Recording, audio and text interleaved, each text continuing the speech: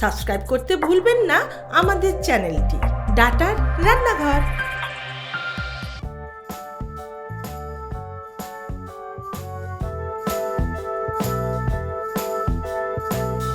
নমস্কার, আজ আমি ডাটার গুঁড়ো মশলা রান্নাঘরে রান্না করতে এসেছি।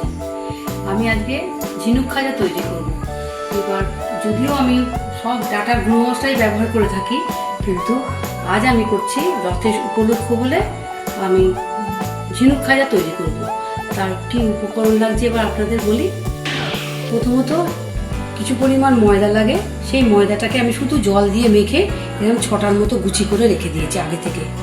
আচ্ছা, আর কিছু পরিমাণ চিনি গুঁড়ো রেখে দিয়েছি, রসটা একটু মোটা করে ছোটো এলাচ দিয়ে একটু করে রেখে দিয়েছি। এক বাটি চিনি নিয়ে আর তার এক বাটির কমে একটুখানি জল দিয়ে একটু খুব মোটা করে রসটা করে রেখে দিয়েছি। একটা ব্যাটার তৈরি করেছি, সেই ব্যাটারটা হচ্ছে চালের গুঁড়ি আর সাদা তেল দিয়ে করে রেখে দিয়েছি, আর দুটো উলের কাঠি লাগে। এইটাই হচ্ছে আমার প্রধান উপকরণ। এবার আমি যে ময়দাটা মেখেছিলাম সাদা, সেই ময়দার আমি একটা লেচি নিয়ে এবার রুটি বেলবো। মোট আমাকে এরকম 3-6টা রুটি বেলতে হবে। আমি এবার তাহলে রুটিটা বেলি।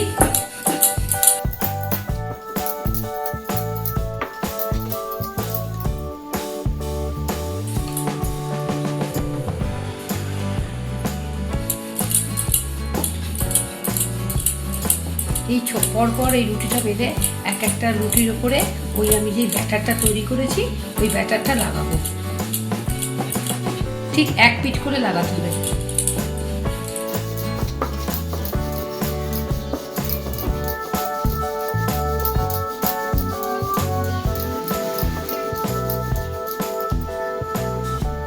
যে ব্যাটারটা আমি তৈরি করেছিলাম, এবার সেই ব্যাটারটা নিয়ে নাই এক একটা রুটি, আমি মোট সব রুটি বেলা হয়ে গেছে।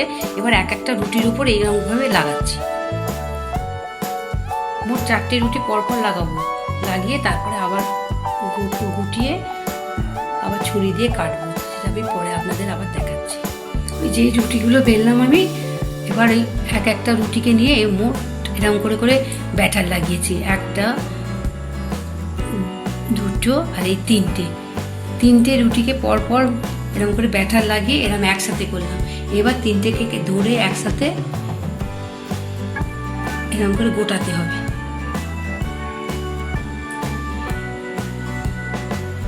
এবার টিপে টিপে টিপে টিপে এরকম করে গুটিয়ে ব্যাস।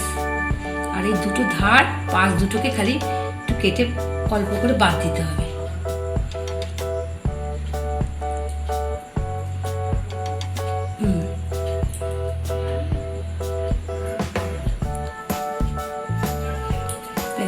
এবার এই 2 আঙুল অন্তর অন্তর একটু কেটে নিলে তারপরে বেলা।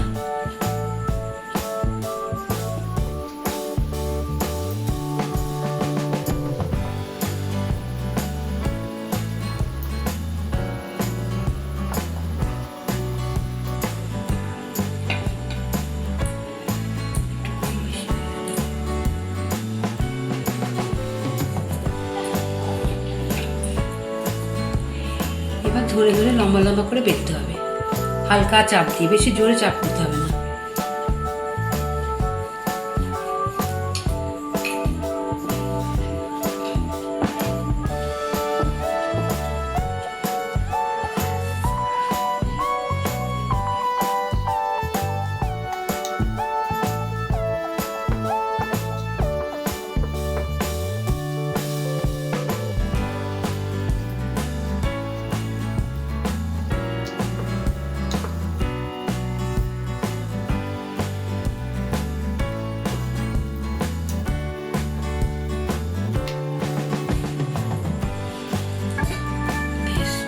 এবার এইগুলো হয়ে যাওয়ার পর এবার আস্তে আস্তে কড়াই দিয়ে ভাজতে হবে।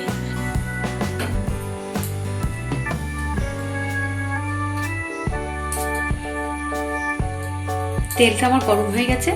এবার আস্তে আস্তে আমি এই ইয়েগুলোকে যেগুলো বেলেছিলাম এটা আস্তে আস্তে ছাড়ছি। একটা একটা করে ছাড়তে হবে, খুব হাই করতে হবে না আঁচটাকে।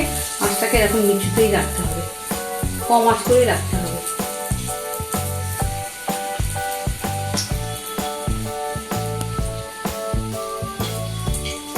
এবার আস্তে আস্তে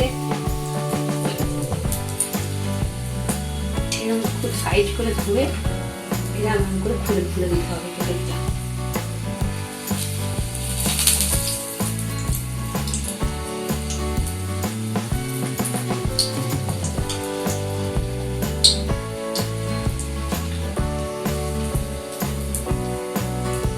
খুলে দিলেই খুলে যাবে। এটার নাম ওই জন্য ঝিনুক কাজা হয়েছে। এটা আমাকে একজন শিখিয়েছিল, আমার শ্বশুরবাড়িতে খুব ভালো একজন রাঁধুনি আসতো, সে আমাকে নিজে হাতে করে শিখিয়েছিল এই রান্নাটা।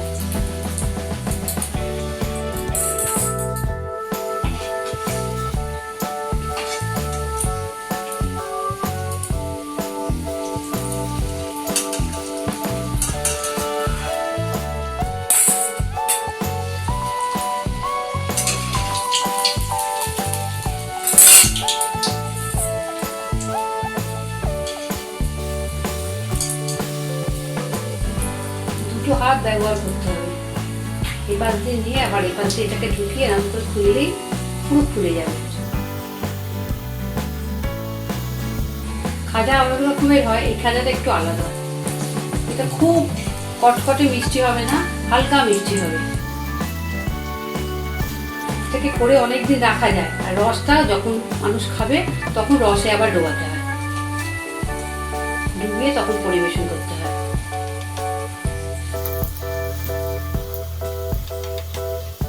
রসে ভিজিয়ে রেখে দিলে কিন্তু এটা নরম হয়ে যাবে।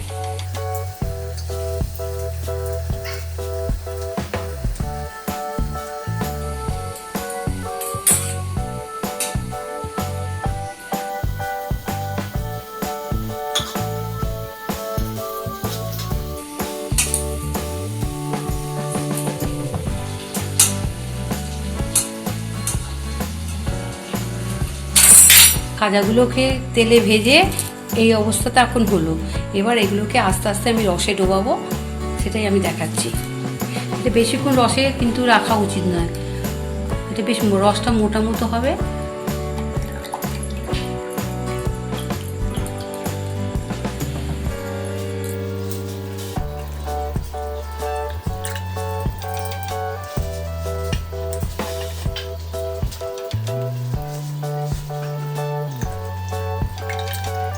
তারপরে আস্তে আস্তে এর ওপর দিয়ে এই গুঁড়ো চিনি ছড়িয়ে দিতে হবে।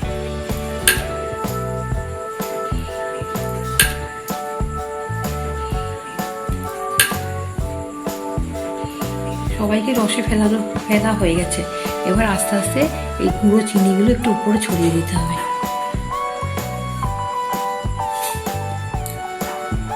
তাহলে একটু দেখতেও ভালো লাগবে আর খেতেও ভালো লাগবে।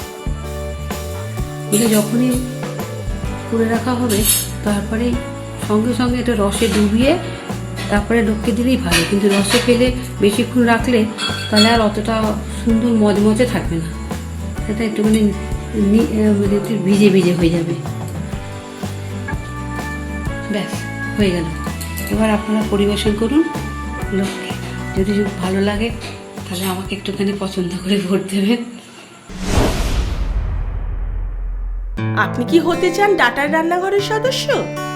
আপনার বিশেষ রেসিপিটা সব বন্ধুদের সাথে শেয়ার করতে চান? তাহলে আজকেই রেসিপিটি বানিয়ে ফেলুন আপনার ডাটার রান্নাঘরে, আর সেটি রেকর্ডিং করে পাঠিয়ে দিন আমাদের এই হোয়াটসঅ্যাপ নাম্বারে। আমাদের বিচারকদের সিদ্ধান্তে যদি তা গ্রহণযোগ্য হয় তাহলে অবশ্যই পরের পর্বে ডাটার রান্নাঘরে পাবেন আপনার তৈরি করা রেসিপিটা।